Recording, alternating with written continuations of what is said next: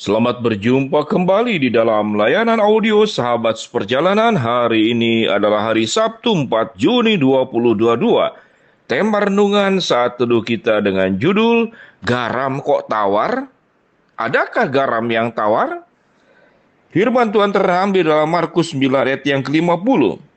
Garam memang baik, tetapi jika garam menjadi hambar, dengan apakah kamu mengasinkannya? Garam memang baik, tetapi jika garam menjadi hambar, dengan apakah kamu mengasinkannya? Mari kita berdoa.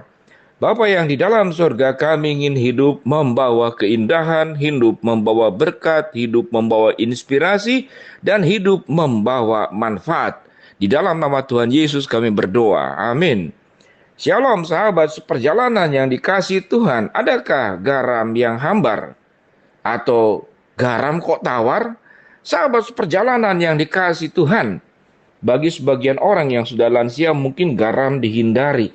Ada penyakit yang disebut dengan diet garam. Memang segala sesuatu yang berlebihan tidak baik. Namun waktu saya membaca tentang fungsi garam benar-benar sungguh luar biasa. Jikalau dipakai dengan sesuai, dia punya proporsinya. Jadi benar-benar luar biasa. Saya berpikir garam ya sebatas garam, hanya untuk nikmatnya makan. Karena dari sekian banyak rasa, yang terbaik untuk rasa makanan memang adalah garam. Garam tatkala dicampur dengan gula, maka itulah yang membuat mengapa bubur kacang hijau dan ketan hitam itu menjadi sangat enak.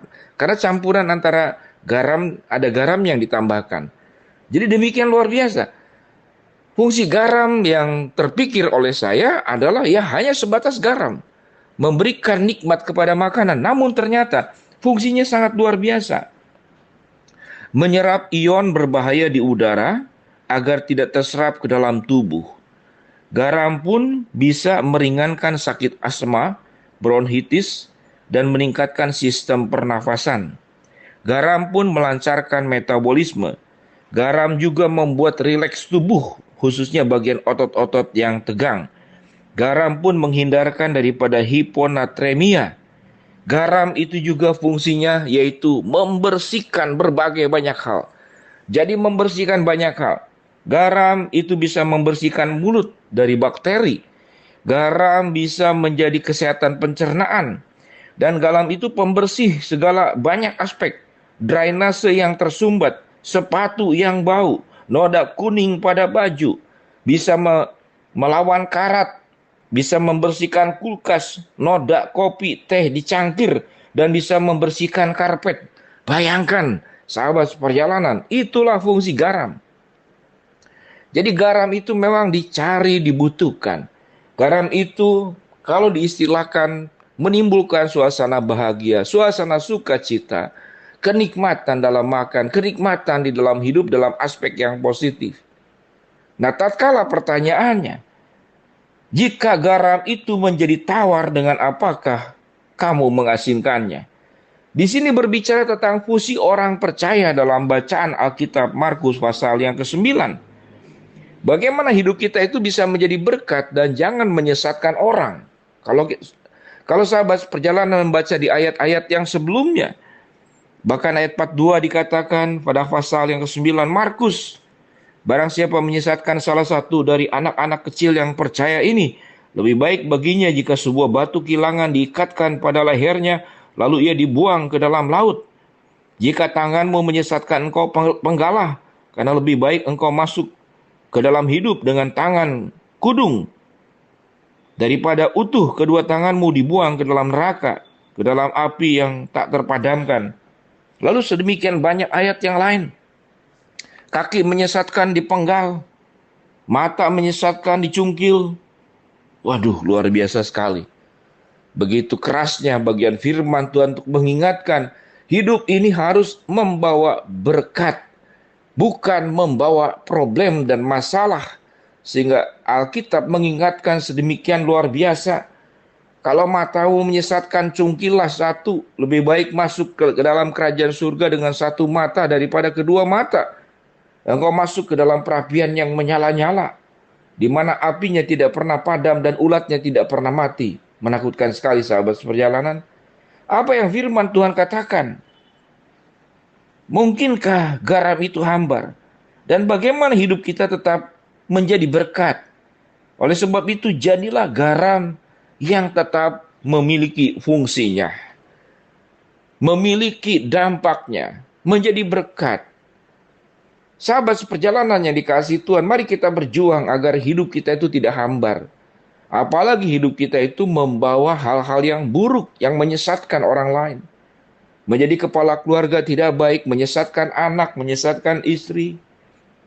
Menjadi pimpinan tidak baik, kemudian melukai, menindas, memanfaatkan, mengeksploitasi bawahan, menjadi anggota masyarakat, menjadi problem dan sampah serta penyakit di tengah-tengah masyarakat.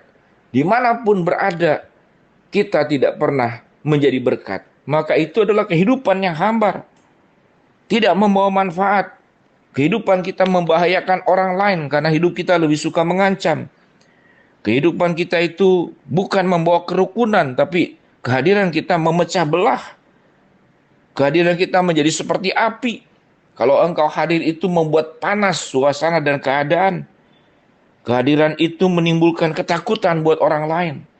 Kehadiran itu membawa kalimat kata-kata gosip yang bisa merusak orang lain. Kehidupanmu mungkin seperti parasit yang hanya menggerogoti semua yang baik di sekitar hidupmu, tapi engkau tidak pernah membawa manfaat. Sungguh menakutkan sahabat seperjalanan kalau hidup ini tidak membawa berkat. Bahkanlah kita mengatakan hidup yang hanya membawa kecelakaan kepada orang lain. Ketika Tuhan mengatakan, hendaklah engkau menjadi garam dunia. Jadilah garam yang mengasinkan keadaan. Jadilah hidup seperti garam yang membawa berkat dimanapun kita berada. Bukan membawa kecelakaan. Bukan membawa problem dan masalah. Bukan menciptakan keributan. Bukan kemudian membuat kehadiran kita itu membakar lingkungan yang ada. Sahabat seperjalanan yang dikasihi Tuhan, sedemikian luar biasa kebenaran firman Allah.